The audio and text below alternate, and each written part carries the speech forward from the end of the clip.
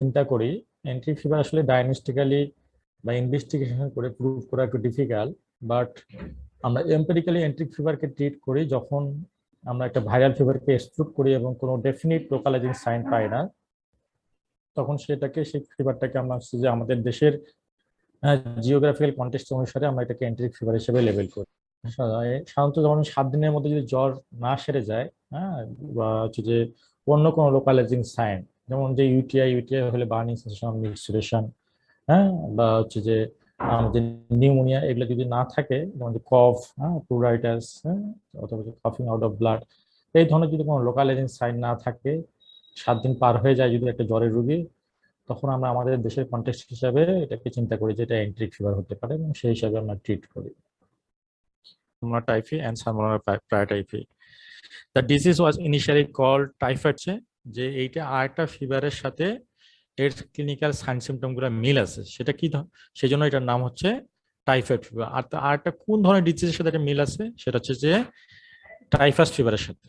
হ্যাঁ, তো টাইফাস ফিভারটা কি দিয়ে হয়? টাইফাস ফিভারটা হচ্ছে যে আমাদের রিকেটশিয়াল প্যারাসাইট দেওয়া হয়। রিকেটশিয়াল যে কিগুলো আছে, অর্গানিজম গুলো আছে, সেগুলো দিয়ে সাধারণত টাইফাস ফিভার হয়। আমাদের দেশে যেটা কম হচ্ছে স্ক্রাব টাইফাস। তাই স্ক্রাব টাইফাস বা টাইফাস ফিভারের যে যখন সাইন সিমটম আছে, ওইটার সাথে মিল দেখে প্রথমের দিকে এটাকে জিআইটিকে ইনভলভ করে, সেই থেকে এটা নাম হচ্ছে যে তোমার এন্ট্রিক ফিভার। বিশেষ করে পায়ার স্পেসেস, যে স্মল ইন্টেস্টাইনে পায়ার স্পেসেসকে ইনভলভ করার কারণে এটা আমরা চিন্তা করি যে যদি এটি ইন্টেস্টাইনকে মেনলি ইনভলভ করছে, এই জন্য এখান থেকে এটার নাম হচ্ছে এন্টেরিক ফিভার। কক্কাই না, এটা একটা ব্যাসিলাই, এটা হচ্ছে গ্রাম নেগেটিভ এবং নন স্পোর ফর্মে। যদি কন্টামিনেটেড ফুড আর ওয়াটার ইনটেক করে, তাহলে এটা কি হয়, আমাদের স্মল ইন্টেস্টাইনে এটা ইন্টার করে। স্মল ইন্টেস্টাইন ইন্টার করার পরে সেখানে সেটা যে পায়ার স্পেসে যে লিম্ফয়েড ফলিকট আছে পায়ার আছে, সেটাকে সে ইনফেক্ট করে, সেখান থেকে সে লিম্ফেটিক্সের মাধ্যমে ডিসেমিনেশন হয় লিম্ফোরেটিকুলার সিস্টেমে, লাইক লিভার, স্প্লিন, বোন মারো, এবং হোল বডিতে লিম্ফোরেটিকুলার সিস্টেমে সে ছড়ায় পড়ে। ছড়ায় পড়ে সেখানে সে ইনিশিয়ালি বাসা বেঁধে থাকতে পারে, এবং এই যে অবস্থায় সে ডিজিজ তৈরি করে না, সেই সময়টাকে আমরা বলতেছি ইনকিউবেশন পিরিয়ড। অর্থাৎ ইন্টেস্টাইনে প্রবেশ করার পরে সে পায়ার প্রসেসে গেল, সেখান থেকে লিম্ফেটিক্সের মাধ্যমে লিম্ফোরেটিকুলার সিস্টেমে সে ছড়ায় পড়লো, এবং ইনিশিয়ালি সে হচ্ছে যখন ডিজিজ তৈরি করে না, মানে সাইলেন্ট অবস্থায় থাকে, সেটাকে হচ্ছে ইনকিউবেশন পিরিয়ড। এই ইনকিউবেশন পিরিয়ডটা আসলে কিসের উপর ডিপেন্ড করে? এই ইনকিউবেশন পিরিয়ড ডিপেন্ড করে যে নাম্বার অফ ব্যাকটেরিয়ার উপরে।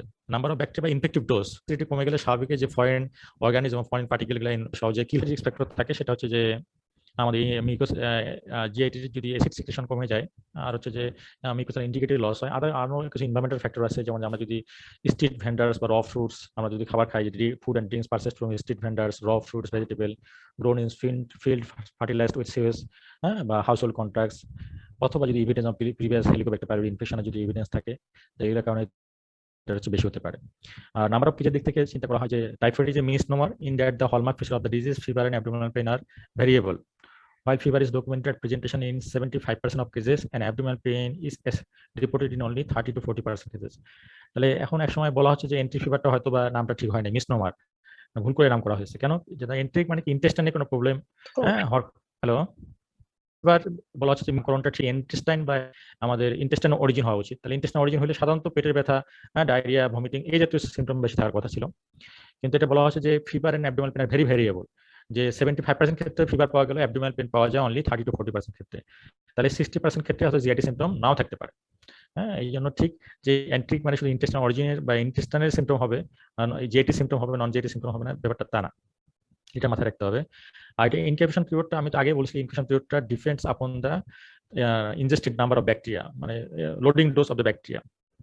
হ্যাঁ, সেটা হচ্ছে যদি লোডিং ডোজ অফ দ্য ব্যাকটেরিয়ার নাম্বার অনেক বেশি হয়, তাহলে ইনকিউবেশন পিরিয়ড শর্ট হবে। আর যদি অনেক বেশি লোডিং ডোজ যদি অনেক বেশি হয় ব্যাকটেরিয়ার সংখ্যা, তাহলে সেটা ইনকিউবেশন পিরিয়ডটা শর্ট হবে।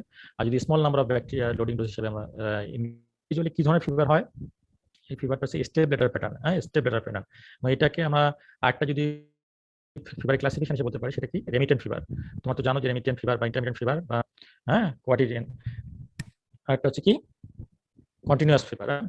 রেমিটেন্ট ফিভারটা কি, যে যদি যে বেসলাইন কখনো টাচ করবে না, ফ্লাকচুয়েশনটা মোর দেন 1 ডিগ্রি ফারেনহাইট হবে আর কি, সেটাকে হচ্ছে রেমিটেন্ট ফিভার বলা হয়। তাহলে রেমিটেন্ট ফিভার এখানে হয়। স্টেপ ফিভারটা কি, যে আজকে যদি হচ্ছে যে 100 বা ডিগ্রি ফারেনহাইট হলো, কালকে হয়তো বা 200, 102 ডিগ্রি ফারেনহাইট, পরশুদিন 3, এরকম করে আস্তে আস্তে বাড়তে থাকে স্টেপ প্যাটার্ন হিসাবে, এবং এটা কখনো বেসলাইন টাচ করে না, এবং ফ্লাকচুয়েশনটা মোর দেন 1 ডিগ্রি ফারেনহাইট হবে। আর আদার অন্যান্য সিমটম হচ্ছে যে হেডেক হতে পারে 80% ক্ষেত্রে, সিলস, কফ, এগুলো সব নন স্পেসিফিক, সব ফিভারে হতে পারে। But according to the frequency of the symptom হিসাবে দেখানো হচ্ছে এখানে যে headache 80%, chills and rigor 35 to 45%, cough 30%, sweating 20 to 25%, myalgia 20%, arthalgia 2 to 4%, gastrointestinal মধ্যে anorexia 55%, abdominal pain 30 to 40%, nausea, vomiting, diarrhea, more commonly than constipation। তাহলে সবগুলো symptom হতে পারে, এটা অ্যাকর্ডিং টু ফ্রিকোয়েন্সি হিসাবে দেখানো হয়েছে। একটা জিনিস এখানে থেকে বোঝা যাচ্ছে যে কোনো সিমটমই এটার জন্য কোনো স্পেসিফিক না, সবগুলো নন স্পেসিফিক সিমটম, কোনোটাই স্পেসিফিক না যে এটা থাকলে এন্টি ফিভার হবে, এটা না থাকলে এন্টি ফিভার হবে না, ব্যাপারটা এরকম না। এটা হচ্ছে সিমটম হিসাবে আমরা যদি general physical examination system examination করতে চাই তাহলে কি পাইতে পারি, কোটেড টাং পাইতে পারি, স্প্লেনোমেগালি, ভেরি ইম্পর্টেন্ট ফাইন্ডিংস। আমি স্প্লেনোমেগালি হচ্ছে ইউজুয়ালি জাস্ট মাইল্ড স্প্লেনোমেগালি পাওয়া যায়, বাট এটা পাওয়া যায় অনলি 5 to 6% ক্ষেত্রে। অ্যাবডোমিনাল টেন্ডারনেস পাওয়া যেতে পারে 4 to 5% ক্ষেত্রে। আর একটা important sign is rose spot. Rose spot এটা পাওয়া যেতে পারে 30% ক্ষেত্রে, hepatosplenomegaly 33 to 6%, epistaxis and relative bradycardia at the peak of high fever less than 50%। Relative bradycardia কি, usually at the increase of temperature অনেক ফাইনাল যদি ইনক্রিজ করে, the same time corresponding pulse rate বাড়বে 10 beat per minute। কিন্তু যদি আমার body টেম্পারেচারের সাথে সেরকম হার্টবিটটা না বাড়ে বা পালস রেটটা না, ম্যাকুলার র্যাশ, প্যাপুলার র্যাশ, প্যাপুলার র্যাশ, তারপরে ভেসিকুলার র্যাশ, নোডুলার র্যাশ, অনেক ধরনের র্যাশ থাকতে পারে। তাহলে এক ধরনের র্যাশের সাথে একটা ফিভার কনসাইড করে। যদি ম্যাকুলার র্যাশ হয় তাহলে এক ধরনের ফিভার, উইথ যদি ভেসিকুল থাকে তাহলে এক ধরনের আমার ডিজিজ চিন্তা করি, ফিভার উইথ যে নোডুলস থাকে তাহলে এক ধরনের চিন্তা করতে পারি। তাহলে এখন ফিভার উইথ যে ম্যাকুলোপেপুলার র্যাশ থাকে তাহলে সেটার ক্ষেত্রে একটা ইম্পর্টেন্ট ডিটি হবে এন্ট্রিক ফিভার। এখানে এন্ট্রিক ফিভার যে র্যাশটা ম্যাকুলোপেপুলার র্যাশ পাওয়া যায় সেটাকে রোজ স্পট হিসেবে চিন্তা করা হয়। রোজ স্পটটা কি, এটা হচ্ছে faint salmon colour blanching ম্যাকুলোপেপুলার rash. তো ম্যাকুলো মানে কি, যে আমরা যদি ওই প্রাইমারি স্কিন লিশন চিন্তা করি ওগুলোকে ম্যাকুল, প্যাপুল, ভেসিকুল, নোডুল এভাবে চিন্তা করি। ম্যাকুল মানে হচ্ছে স্কিনের colour change without any elevation or depression. আর প্যাপুল মানে কি, যে স্কিনের elevation of the skin less than 1 centimetre, এটা যদি লেস দেন 10 মিলিমিটার এটা যদি থাকে সেটাকে আমরা বলতেছি প্যাপুল। লেস দেন 10 মিলিমিটার অথবা আমি এক্স্যাক্টলি মনে করতে পারতেছি 10 অথবা হচ্ছে তো 1 সেন্টিমিটার এরকম হবে, সেটাকে হচ্ছে প্যাপুল। আর প্যাপুলের থেকে যেটা বড় সাইজ সেটা হচ্ছে যে নোডুল, সম্ভবত 10 মিলিমিটার হতে পারে, 10 বা 5 মিলিমিটার এরকম হতে পারে। আর প্যাপুলের থেকে যেটা স্মলার সাইজ সেটা হচ্ছে প্যাটিসি। তো এরকম স্কিনের যে লিশনগুলো আছে এটার উপর ভিত্তি করে আমাদের স্কিন লিশনকে একটা লেবেল করা হয়, ম্যাকুলার অথবা ম্যাকুলোপ্যাপুলার অথবা নোডুলার অথবা ভেসিকুলার অথবা পাস্টুলার। তাহলে এই টাইফয়েড ফিভারের ক্ষেত্রে যে র্যাশটা পাওয়া যাবে সেটা হচ্ছে যে ম্যাকুলোপ্যাপুলার র্যাশ পাওয়া যাবে, এটা একটা স্পেশাল নাম হচ্ছে রোজ স্পট। এটা ফেন্ট এবং সালমন ক্লার্ক এবং ব্লাঞ্চিং, মানে মিশে দেওয়া যায়, চাপ দিলে প্রেস করলে মিশে যায়। এটা ইউজুয়ালি 30% ক্ষেত্রে পাওয়া যায়, ইউজুয়ালি আপার চেস্ট এন্ড ট্রাঙ্কে পাওয়া যায়। আর এটার সিগনিফিকেন্ট কি, আমরা যদি এই লিশনগুলো থেকে বায়োপসি নেই তাহলে এখান থেকে আমরা হচ্ছে সালমোনেলা টাইফি আইসোলেট করতে পারবো। এই বায়োপসি থেকে আমরা সালমোনেলা টাইফি আইসোলেট করতে পারবো। In case of first week থাকে fever, headache, myalgia, relative bradycardia থাকে। ইন কেস অফ এডাল এবং সেকেন্ড উইকে সেটা হচ্ছে যে ফার্স্ট উইকে কনস্টিপেশন এন্ড সেকেন্ড উইকে ডায়রিয়া থাকতে পারে। চিলড্রেনের ফার্স্ট উইক থেকে ডায়রিয়া এন্ড ভমিটিং থাকতে পারে। এন্ড অফ দ্য ফার্স্ট উইকে কি থাকে, rose spot on trunk, splenomegaly, cough, abdominal distension আর ডায়রিয়া। সেকেন্ড উইকে থাকবে delirium, complication, then coma and death. তাহলে according to the duration of disease আমরা যে সিম্পটমগুলোকে এইভাবে ভাগ করতে পারি, first week, end of the first week and second week. The course tends to be shorter and milder than of the typhoid fever, and the onset is often more abrupt with pancreatitis. তাহলে typhoid ফিভারটা কিরকম থাকে, এটা হচ্ছে short duration থাকে, usually mild থাকে, typhoid fever মতো severe হয় না, এবং এটা জ্বরের থেকে বা হেডেক যে অন্য ফিভারগুলো, অন্য যে সিম্পটমগুলো থাকে বেশি হিসাবে এন্টাইটিস হিসেবে বেশি প্রেজেন্ট করে। হতে পারে অ্যাকুট কমপ্লিকেশন হতে পারে, অর পারফোরেশন হতে পারে from the ulcerated prior spaces may occur in the end of the second week or during the third week.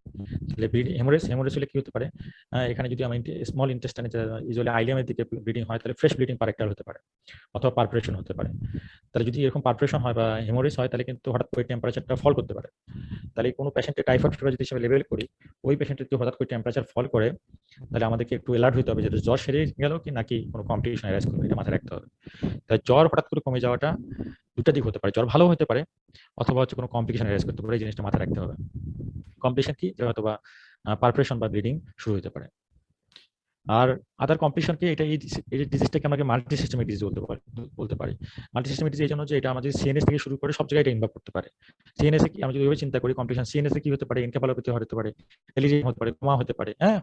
তারপরে আমি যদি চিন্তা করি যে সিএনএস থেকে নিচে আসলাম, আমি যদি চিন্তা করি হার্টে কি হতে পারে, হার্টে মায়োকার্ডিটিস, পেরিকার্ডিটিস, এগুলো হতে পারে, এন্ডোকার্ডিটিস, লাংসে প্লুরাইটিস হতে পারে, অ্যাবডোমেনে কি হতে পারে, হেপাটোস্প্লেনোমেগালি, এগুলো হতে পারে, এবং কিডনিতে কি হতে পারে, নেফ্রাইটিস হতে পারে, জয়েন্টে কি হতে পারে, জয়েন্ট পেইন, আর্থ্রাইটিস, অস্টিওমাইলাইটিস হতে পারে। তার মানে এটাকে আমরা মাল্টি সিস্টেমিক ডিজিজ হিসেবে চিন্তা করলো। এন্ডোকার্ডিটিস, পেরিকার্ডিটিস, মায়োকার্ডিটিস পেশেন্টকে আমরা যদি চিকিৎসাও দেয়, তাও কিন্তু 10% পেশেন্ট ক্ষেত্রে develop mild relapse usually within 2 to 3 weeks or after fever resolution in association with the same strain type and susceptibility profile. অর্থাৎ পেশেন্টকে চিকিৎসা করার পরেও কিন্তু 10% ক্ষেত্রে আমার হচ্ছে যে রিল্যাপস ডেভেলপ করতে পারে, মাইল্ড রিল্যাপস ডেভেলপ করতে পারে after 2 to 3 weeks of fever resolution. এবং এই যে রিল্যাপসটা হয় এটা হচ্ছে যে যদি আমরা কালচার সেন্সিটিভ করি তাহলে আগের যে স্ট্রেন ছিল সালমোনেলা টাইপের ওই একই ধরনের স্ট্রেন পাওয়া যাবে এবং একই ধরনের অ্যান্টিবায়োটিকে সেন্সিটিভ হবে, কিন্তু তারপরেও 10% ক্ষেত্রে এটা মাইল্ড রিল্যাপস হতে পারে। Up to 10% of unprinted patient with typhoid fever excrete sorry, 10% পেশেন্টের ক্ষেত্রে এটা ফেসেসের মাধ্যমে স্প্রে করবে and 1 to 4% will develop chronic asymptomatic carrier। যেগুলো asymptomatic carrier হবে যে পেশেন্টগুলো সেগুলো ইউরিন এবং স্টুলের মাধ্যমে 1 বছর পর্যন্ত এনভায়রনমেন্টে অর্গানিজম ছড়াইতে পারে, অর্গানিজম স্প্রেড করতে পারে। টাইপ অফ কমপ্লিকেশন যেমন বায়োলি হতে পারে, পারফোরেশন, হেমোরেজ, যদি আমি এটা আছে এটা মোস্ট কমন সেপ্টিসিং ফোকা হিসেবে চিন্তা করলে bone joint infection, meningitis, cholecystitis, toxic phenomena, myocarditis, nephritis and chronic caries, persistent gallbladder caries। যে একটা বিগ লিস্ট ছিল সেখান থেকে এই লিস্টটা ইন দা টার্মিনাল আইলিয়াম। আগে একটা জিনিস বলছে যে এই ফিভারটা নামে আসছে একটা ফিভারের সাথে সিমিলারিটি থাকার জন্য, সেটা হচ্ছে টাইফাস ফিভার। টাইফাস ফিভারটা কি দেওয়া হয়? রিকেটশিয়াল ইনফেকশন দেওয়া হয়। এই জন্য rickettsial infection is one of the important degree of typhoid fever. Leptospirosis, malaria, hepatitis, bacterial enteritis, dengue fever, liver abscess, acute HIV infection, এগুলো হচ্ছে ডিডি হিসেবে আসবে। ডায়াগনোসিস করার সময় এটা হচ্ছে ডাইরেক্ট এভিডেন্স আর ইনডাইরেক্ট এভিডেন্স। ডাইরেক্ট এভিডেন্সটা কি অর্গানিজমকে আইসোলেট করতে হবে। অর্গানিজম আইসোলেট আমরা কিভাবে করতে পারি? ইউজুয়ালি হচ্ছে যে এটা আমরা হচ্ছে কালচারের মাধ্যমে করতে পারি। সবচেয়ে গোল্ড স্ট্যান্ডার্ড হচ্ছে ব্লাড কালচার। এবং বলা হচ্ছে other than a positive culture no specific laboratory test is diagnostic for enteric fever. অর্থাৎ ব্লাড কালচার কোনো স্পেসিফিক টেস্ট আসলে ডায়াগনস্টিক ভ্যালু অত নাই। আমার গোল্ড স্ট্যান্ডার্ড টেস্টে হচ্ছে তোমার ব্লাড কালচার। আর মাধ্যমে আমরা কি করতে পারি? ননস্পেস টেস্টের মাধ্যমে আমরা হচ্ছে যে সিবিসি করতে পারি। যে কোনো জ্বর হলে তো আমাকে প্রথমে সিবিসি করতে হয়। এখানে একটা ইন্টারেস্টিং থিং হচ্ছে যে ইটস এ ব্যাকটেরিয়াল ইনফেকশন। এখানে ইউজুয়ালি কিন্তু নিউট্রোফিলিক লিউকোসাইটোসিস থেকে উল্টা আর কি, আমরা উল্টো টাইপের লিউকোপেনিয়া এবং নিউট্রোপেনিয়া পেয়ে থাকি। ইউজুয়ালি ব্যাকটেরিয়াল ইনফেকশনে আমরা পাই যে হচ্ছে যে নিউট্রোফিলিক লিউকোসাইটিস, বাট নিউট্রোপেনিয়া অথবা নিউট্রোপেনিয়া পাওয়া যেতে পারে। যদি লিউকোসাইটোসিস চিলড্রেনের ক্ষেত্রে পাওয়া যেতে পারে, ইন কেস অফ অ্যাডাল্ট যদি লিউকোসাইটোসিস পাওয়া যায় তাহলে আমাদেরকে চিন্তা করতে হবে এটা হচ্ছে যে সেকেন্ডারি কোনো ব্যাকটেরিয়াল ইনফেকশন হচ্ছে অথবা হচ্ছে পেশেন্টের পারফোরেশন অথবা ব্লিডিং বা হেমোরেজ হচ্ছে। তাহলে দো it is a bacterial infection mildly elevated হতে পারে, সেল এনজাইম এটাও কিছুটা বাড়তে পারে। এবং ডেফিনেটলি ডায়াগনোসিস অবশ্যই হচ্ছে বলা হচ্ছে যে isolation of the Salmonella typhi and Salmonella typhi from blood, bone marrow and other sterile sites, যে রোজ স্পট, স্টুল, ইন্টেস্টাইন, এগুলো থেকে আমরা কালচার করে আইসোলেশন করতে পারি। পজিটিভ হয় না, এটা সাধারণত থার্ড উইকে পজিটিভ হয়। The most important thing is one of the serological tests. This is very commonly practiced. যেটা হচ্ছে যে Widal test. Most commonly practice test in case of typhoid fever, Widal test. Widal test কি ধরনের test? এটা হচ্ছে যে একটা এটা হচ্ছে সেরোলজিক্যাল টেস্ট, যেটা হচ্ছে যে অ্যান্টিবডি ডিটেক্ট করে against the O antigen of the surface of the Salmonella typhi. অর্থাৎ সালমোনেলা টাইফির একটা অ্যান্টিজেনের এগেইনস্ট একটা অ্যান্টিবডি তৈরি হয়, সেটা ডিটেক্ট করে। এবং এটার positive predictive value is very low. Positive predictive blood culture থেকে পজিটিভ প্রিডিক্টিভ ভ্যালু অনেক লো। আমরা আমাদের ডেইলি প্র্যাকটিসে বা তোমরাও যখন খেয়াল করবা, যখন প্র্যাকটিস করবা, দেখবা যে আমাদের দেশে অনেক রুগী এই বিটাল টেস্টের উপর ভিত্তি করে দীর্ঘদিন ধরে অ্যান্টিবায়োটিক খেয়ে থাকে। এবং আনফরচুনেটলি যখন একজন ডাক্তারের কাছে গেলেও সে হচ্ছে বিটাল টেস্ট দেখলো যে সিগনিফিকেন্ট, ওইটার উপর সে একটা অ্যান্টিবায়োটিক প্রেসক্রাইব করলো, পেশেন্টের জ্বরটা হয়তো সেরে গেছে, তখন সে আবার রুগীটা এখন তার হচ্ছে যে সিমটমের থেকে হয়তো টেস্ট রিপোর্টকে আমরা ডাক্তাররাও প্রিফার করি এবং রুগীরাও এখন টেস্ট রিপোর্টকে অনেক বেশি গুরুত্ব দেয়। হয়তো আবার রিপিট কি করবে, অন্য জায়গায় যে হয়তো বিটাল টেস্ট আবার রিপিট করবে। দেখা গেল যে তার বিটালের টাইটার আগে ছিল 160, 1:160, এখনো সেটা 1:160 আছে, টাইটার কোনো চেঞ্জ হয় নাই। তখন সে মনে করে তার টাইফয়েড ফিভার মানে সেরে যায় না, টাইফয়েড তার পারসিস্ট করতেছে। But this idea is wrong. তাহলে কারোর কোনো বিটাল পজিটিভ হয় তাহলে এটা তার হচ্ছে যে দীর্ঘদিন বা সারা জীবনও পজিটিভ থাকতে পারে। তাহলে depending upon the serological test we should never diagnosed entry fever and treat entry fever. কিন্তু এটা আমাদের দেশে সচরাচর হয়ে থাকে। স্পেশালি গ্রামে তো এই বিটাল টেস্ট খুবই পপুলার। টাইটারটা রাইজিং হয়, রাইজিং টাইটার ইজ সিগনিফিকেন্ট, কিন্তু স্ট্যাটিক টাইটার ফার্স্ট ডেটে তোমার হচ্ছে 1:160 আছে, সেকেন্ড ডে বা 3-4 দিন পরেও এটা আছে, এক সপ্তাহ পরেও আছে, সেকেন্ড উইকে একই টাইটার আছে, this is not significant. But যদি তোমার ফার্স্ট উইকে থাকলো বা ইনিশিয়াল 1:160 থাকলো, তারপরে হচ্ছে যে এটা 320 হলো, পরে আবার এক সপ্তাহ পরে এটা 640 হলো, যে টাইটারটা রাইজিং, দ্যাট ইজ সিগনিফিকেন্ট, তখন আমরা এটা একটু গুরুত্ব দিতে পারি। স্টিল এটা হচ্ছে যে ব্লাড কালচারের থেকে এটার গুরুত্ব অনেক কম, ক্লিনিক্যাল ফিচার এবং ব্লাড কালচার থেকে এটা গুরুত্ব টুলস ইন বাংলাদেশ আমি মনে করবো। এই টেস্টের মধ্যে এত এই একটা রিপোর্ট, আর একটা হচ্ছে যে এসও টাইটার, এই দুইটা রিপোর্ট সবচেয়ে বেশি মিস ইউজ হয়। মানে এসও টাইটার পজিটিভ যখনই হয় তখন মনে করা হয় যে এটা রিউমেটিক ফিভার, আর বিটা যখন পজিটিভ মনে হয় তখন মনে করা টাইফয়েড ফিভার। কিন্তু এই দুটার গুরুত্ব যদি থাকে তাহলে এটার গুরুত্ব হবে 10 নম্বরে, 1 2 3 এরকম চিন্তা করে 10 নম্বরে এটা আমাকে গুরুত্ব দিতে পারে, ফার্স্ট হিসেবে দেওয়া যাবে না। এই জিনিসটা একটু মাথায় রাখতে হবে যে Widal is not so much significant. যে ইনিশিয়ালি যখন টাইফয়েড ফিভার ডায়াগনোস্ট হয় তখন এটাকে ট্রিট করার চেষ্টা করা হতো আম্পলিকন এবং কোট্রাইমাজল এবং যে এমপিসিলিন দিয়ে। Cotrimoxazole is a very good drug for typhoid fever, not only typhoid fever, for many other common infection cotrimoxazole is a very good drug.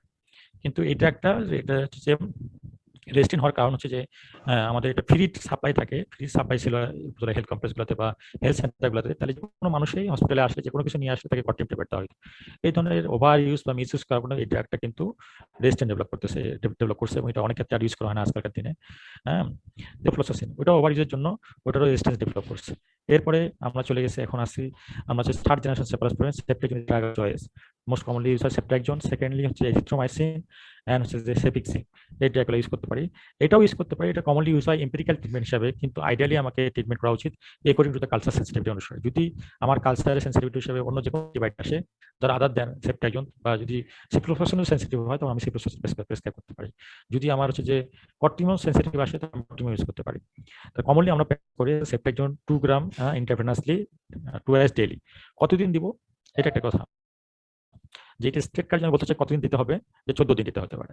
আর একটা সেকেন্ড নিয়ম হচ্ছে যদি জ্বর সেরে যাওয়ার পরে after 5 days of fever resolution, জ্বর সেরে গেছে তারপরে যদি 2 দিনে জ্বর সেরে যায় তাহলে আর 5 দিন দিতে পারি, যদি 5 দিনে জ্বর সেরে যায় আরো 5 দিন যোগ করতে পারি। হ্যাঁ, আর যদি আমি এটা চিন্তা না করি স্টেট কার্ড বলি তাহলে হচ্ছে 14 days। এখন অ্যান্টিবায়োটিক শুরু করলাম, হ্যাঁ, শুরু করার পর কতদিন পর জ্বর কমবে, এটা একটা ইম্পর্টেন্ট থিং, যে আজকে অ্যান্টিবায়োটিক দিলাম কি কালকে জ্বর সারবে পরশুদিন জ্বর সারবে, তাহলে অ্যান্টিবায়োটিক যদি সেন্সিটিভও হয় তাহলে 5 দিন লাগতে পারে অনেক ক্ষেত্রে, কারো 1 2 দিনে জ্বর ফিভার রেজুলেশন হতে পারে, কিন্তু অনেক ক্ষেত্রে এটা 5 দিন পর্যন্ত সময় লাগতে পারে। 5 দিন আগে usually we should not change the antibiotic other than culture sensitive report. হ্যাঁ, তো কালচার সেন্সিটিভ রিপোর্ট আসার আগে আমাদের 5 দিন আগে ইউজুয়ালি অ্যান্টিবায়োটিক চেঞ্জ করা উচিত না, to wait the efficacy, to see the efficacy of the drug. তো হেপাটাইটিস আমাদের দেশে যেটা কমনলি হয়, মানুষের জ্বরটা সেরে যায় ইউজুয়ালি 1 উইকের মধ্যে জ্বর সেরে যেতে পারে উইথ ফেলার রেটস কত 5 to 10%। সিপ্রোফ্লোক্সামিনের ফেলার রেট 5 to 10%, এজিথ্রোমাইসিন 3%। এটা আমি বলছি therapy should be administered for at least 14 days or for 5 days after fever resolution. Parexa may persist for up to 5 days after the start of a specific therapy. Even with effective chemotherapy, there is still a danger of complication, আর এই proper চিকিৎসা দেয়, appropriate চিকিৎসা দেয়, তবু পেশেন্টের complication develop করতে পারে এবং জ্বরটা আবার রিল্যাপস করতে পারে। এই জিনিসটা মাথায় রাখতে হবে, অথবা ক্যারিয়ার স্টার্ট হতে পারে। যদি ক্রনিক যদি রিল্যাপস করে তাহলে আমি আবার ওই আগের অ্যান্টিবায়োটিক দিয়ে আবার একটা কোর্স দিব। আর যদি ক্রনিক ক্যারিয়ার স্টেট থাকে, সবসময় যেটা হচ্ছে যে জ্বর থাকতেছে এবং আমরা চিন্তা করতেছি তার ক্যারিয়ার পাচ্ছি, স্টুল কালচার পজিটিভ পাচ্ছি, সেক্ষেত্রে আমাকে 4 উইকস একটা সিপ্রোফ্লোক্সামিন ডোজ দিতে পারি, অথবা হচ্ছে পলিসিস্টেমি করতে পারি। কারণ আমরা জানি যে gallbladder is the career state, gallbladder সাধারণত এই সামলা টাইফি ক্যারিয়ার হিসেবে অনেকদিন থাকতে পারে। তাহলে যদি ক্রনিক ক্যারিয়ার হয়, রিল্যাপস হলে আমি আগের যে কালচার সেন্সিটিভিটি রিপোর্ট অনুসারে যে অ্যান্টিবায়োটিকটা সেন্সিটিভ ছিল সেটা আবার প্রেসক্রাইব করতে পারি সেম ডিউরেশন অনুসারে, যদি সেম ডিউরেশন হিসেবে। যদি ক্যারিয়ার স্টেট হয় তাহলে আমি হচ্ছে 4 সপ্তাহ একটা সিপ্রোফ্লোক্সামিন কোর্স দিতে পারি। সেকেন্ড অপশন হচ্ছে সার্জারি অফ দ্য গলব্লাডার, পলিসিস্টেমি করতে পারি। প্রিভেনশন হচ্ছে দুটো, যে আমাদের হ্যাঁ হ্যালো, তবে প্রিভেনশনের দুইটা দিক। আমরা যদি জানি যে এটা হচ্ছে food and water borne disease, তাহলে আমাদের স্যানিটেশন এবং হচ্ছে ফুড হাইজিন এটাকে ইমপ্রুভ করতে হবে। হ্যাঁ, এটাকে কাউন্সিলিং করতে হবে যে আমাদের হ্যান্ড স্যানিটাইজেশন, রাস্তাঘাট থেকে কোনো কিছু কিনে খাওয়া যাবে না। আর একটা হচ্ছে যে আমাদের ভ্যাকসিনেশন করতে পারি। হ্যাঁ, এটা ভ্যাকসিন দেওয়া হয়, এটা হচ্ছে যে লাইভ অ্যাটেনুয়েটেড ভ্যাকসিন, অথবা live injectable live attenuated vaccine পাওয়া যায়, ভ্যাক্সপয়েড নামে বাংলাদেশে পাওয়া যায়। এটা হচ্ছে 3 বছর পর দেওয়া যেতে পারে। এই ভ্যাকসিনটা দিয়েও আমরা প্রিপারেশন করতে পারি, অথবা স্যানিটেশন অথবা হচ্ছে যে আমরা হাইজিন ইমপ্রুভ করার মাধ্যমে এটা প্রিভেন্ট করতে পারি। একটা হচ্ছে ইনডাইরেক্ট এভিডেন্স, একটা হচ্ছে ডাইরেক্ট এভিডেন্স। হ্যাঁ, indirect evidence non specific test, এখানে আমি এটা বলি নাই সবকিছু। ফার্স্ট আমরা করবো সিবিসি করবো। হ্যাঁ, সিবিসি করবো, সিবিসিতে এখানে আমরা পাবো লিকোপেনিয়া, নিউট্রোপেনিয়া পাইতে পারি। হ্যাঁ, যদিও এটা ব্যাকটেরিয়াল ডিজিজ, তারপরে বলা হচ্ছে যে এখানে ডাব্লিউবিসি কাউন্ট এবং হচ্ছে নিউট্রোফিল কাউন্টটা কম থাকবে। যদি এটা হচ্ছে যে লিকোসাইটিস বা নিউট্রোফিলিক লিকোসাইটিস হয় তাহলে আমরা চিন্তা করবো যেটা কমপ্লিকেশন হচ্ছে। হ্যাঁ, যে লাইক হচ্ছে পারফোরেশন বা হেমোরেজ এটা হতে পারে, অথবা অন্য কোনো সেকেন্ডারি ইনফেকশন এর সঙ্গে থাকতে পারে। আর চিলড্রেনের ক্ষেত্রে নিউট্রোফিলিক লিকোসাইটিস থাকতে পারে। তাহলে আমার নন স্পেসিফিক টেস্টের মাধ্যমে শুরু করতে পারি, সিবিসি করতে পারি। এরপরে আমরা কি করতে পারি, ইউরিনারি করতে পারি, চেস্ট এক্সরে করতে পারি, আল্ট্রাসোনোগ্রাম করতে পারি। তাহলে এগুলো হচ্ছে যে উদ্দেশ্যটা কি, যেগুলো হচ্ছে তোমার এন্ট্রিফিভারকে ডায়াগনোসিস করবে না, কিন্তু আমি যে জ্বরের রোগীটাকে ডিল করতেছি ওটা যে এন্ট্রিক ফিভারই তা কিন্তু না, তা তো নাও হতে পারে, অন্য কিছু হতে পারে। তাহলে অন্য টেস্ট।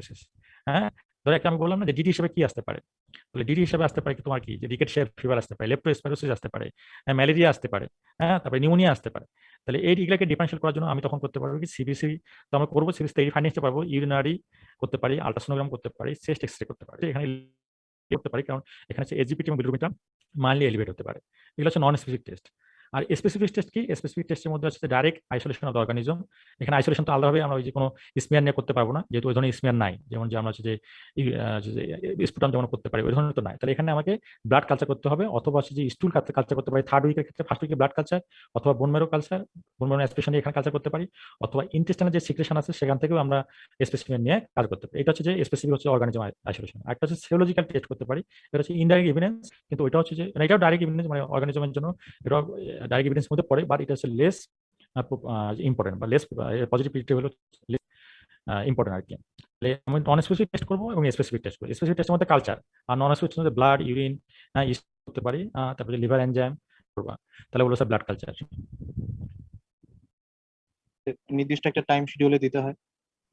সব ইনফেকশনের জন্য একটা নির্দিষ্ট টাইম থাকে, হ্যাঁ। তবে ইউজুয়ালি যে কোনো যদি টাইফয়েড ফিভারের ক্ষেত্রে স্পেসিফিক বলা হয়েছে, অন্য ক্ষেত্রে বলা হয় না। কিন্তু যে কোনো ধরো যে তুমি ইউরিনারি ট্র্যাক্ট ইনফেকশনও চিন্তা করো, তাহলে কিন্তু আজকে অ্যান্টিবায়োটিক দিয়ে তুমি কালকে চেঞ্জ করবে না, হ্যাঁ। কমপক্ষে তোমার 3 to 5 days কিন্তু ওয়েট করা উচিত। আর টাইফয়েড ফিভারের ক্ষেত্রে স্পেসিফিক বলা হচ্ছে যে তোমাকে 5 দিন, মানে এটা বইয়ের কথা, আমার কথা না, এটা বইয়ের পর্যন্ত ওয়েট করতে হবে। কিন্তু অন্য যে কোনো ইনফেকশন চিন্তা করো, ধরো যে ইউরিনারি ট্র্যাক্ট ইনফেকশন হয়েছে, হ্যাঁ, তুমি একটা ট্যাবলেট দিলে সিপ্রোফ্লোক্সিন, পেশেন্ট বললো যে কালকে এসে বলছে আমার জ্বর কমে, ডাক্তার সাহেব কমে গেল, হ্যাঁ। কিন্তু but antibiotic has no role in antivirus, antibiotic no role in virus. এটা তো আমরা জানি সাইন্টিফিক রুল হিসাবে তো